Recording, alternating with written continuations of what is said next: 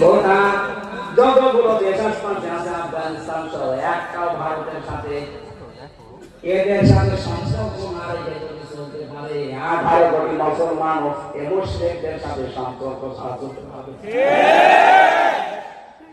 বরাবর কারণে আপনাদের সাথে আমার প্রতিবেশীর কাজ যদি প্রতিবেশীর মতো না হয়ে এত জঘন্য প্রতিবেশী পৃথিবীর কোন রাষ্ট্রের পাশে আমি পাইনি।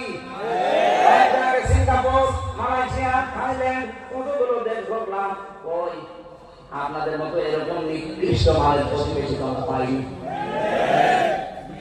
জর্জার মুসলিম স্যার এই যদি শুরু করেন তামাম দুনিয়ায় কিন্তু মুসলমান 2 নম্বরে আছে। আপনারা হিন্দু মাত্র 130 কোটি আর মুসলমান 200 কোটি।